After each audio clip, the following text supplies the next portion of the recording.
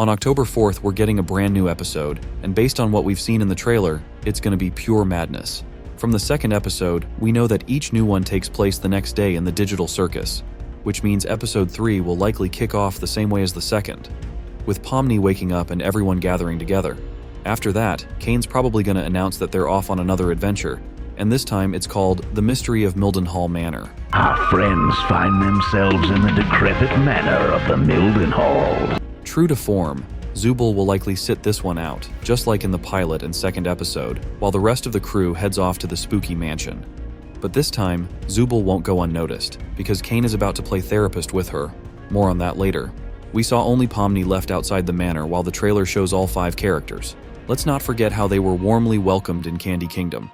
But the vibe at Mildenhall Manor's gonna be a lot chillier. I'm guessing Pomni went ahead to explore the new location first, and then the others caught up with her, just like we saw in the trailer. Notice how Jax and Pomni are walking side by side? They stay close in the next scene where Jax gives us a nod to Ghostbusters. But before that, someone else shows up.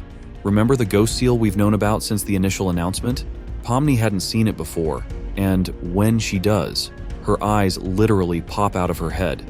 After that, Jax figures out a solution to the problem. But that's only the start of the horror show.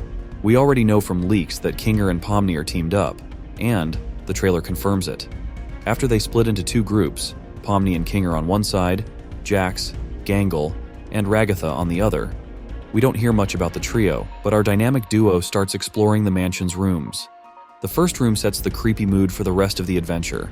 They find a hallway leading to more rooms, but nothing seems significant until they hit a locked door that immediately grabs their attention, especially Pomni's. She tries hard to open it, and when she finally does, they enter a room filled with all kinds of strange details. While checking it out, Pomni stumbles across some freaky pictures of ghosts and missing people. The real kicker, though, are the tapes they find in one of the drawers. When Pomni picks one up, it seems like Martha Mildenhall herself might appear and say something, which totally freaks Pomni out, while Kinger's reaction is to bring up his fortress again, just like he did in the pilot. Now, let's talk about the tape recorder. It's clearly the key to unraveling the mystery of the manor. Maybe that's what Martha told them before Pomni and Kinger set off to find it. They end up in that room we saw in the leaks, and I initially thought the hand we saw would try to harm them, but after seeing it from another angle, it's just part of the creepy room's decor. Gross, but not dangerous. Once they find the room and pop the tape into the recorder, a mysterious tunnel appears, adding another layer of terror to their situation. I'm pretty sure the characters won't have a specific goal like in episode 2. This time their main task will probably be solving some mystery, but the real focus will be on the emotions and fear they experience during the ordeal. In the tunnel, they'll face a ton of terrifying stuff, and that's not even mentioning Pomni's cracked psyche or Kinger's temporarily missing eye. Before diving into the mystery of Mildenhall Manor, I have to talk about Zubal, because episode 3 will finally give us some insight into her life and mental state.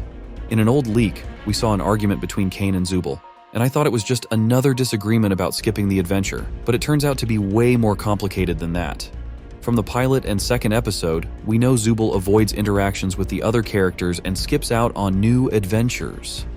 It seems like Kaufmo's abstraction was the turning point for her, making her realize that without real friends, it's almost impossible to survive in this crazy digital circus. Or maybe the opposite. Remember what happened to Kaufmo before he turned into the monster from the pilot? He became withdrawn, stopped interacting with others, and his room turned into something out of a psych ward, even though he used to be one of the most outgoing, positive characters who'd try to cheer everyone up with jokes. I know we didn't always get along, like when you called me out for fake laughing at your jokes. I swear I really did think they were funny. I was just having a bit of a bad day! Caine seems to realize that if things keep going this way, Zubal's fate might be the same. So after a few failed attempts to get her to join the adventure... Zubal, wait! I'm testing out a new AI in this one! It should be 57 times more immersive! He decides to hold a therapy session with her. Nobody really knows what Zubal was like before the pilot, but maybe she was cheerful and upbeat, and her behavior only recently started changing. I also think Caine saw Zubal's behavior in the second episode, and figured out she's still salvageable, deciding to take matters into his own hands to prevent another tragedy in the circus. In the first scene, we see Zubal once again refusing to participate, which, as usual, frustrates Caine. After yet another argument, Caine realizes enough is enough and instantly creates a therapist's office, leaving Zubal with no way to avoid the conversation. Her expression says it all. She's beyond shocked by what's happening. Caine makes it clear he's done tolerating Zubal's indifference, and she has no choice but to listen, whether she likes it or not.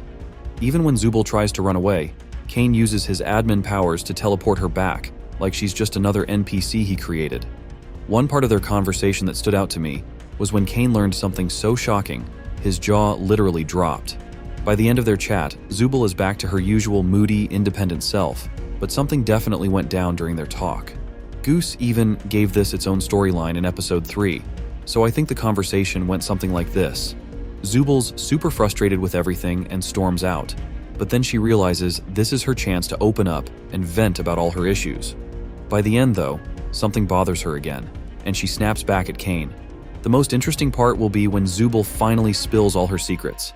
I bet we'll learn that she absolutely hates being stuck in the digital circus and can't figure out who she's supposed to be in it. She'll talk about how sad she is over all the deaths she's witnessed. Got everything ready. Hey, you at least want to join us for Kaufmo's funeral?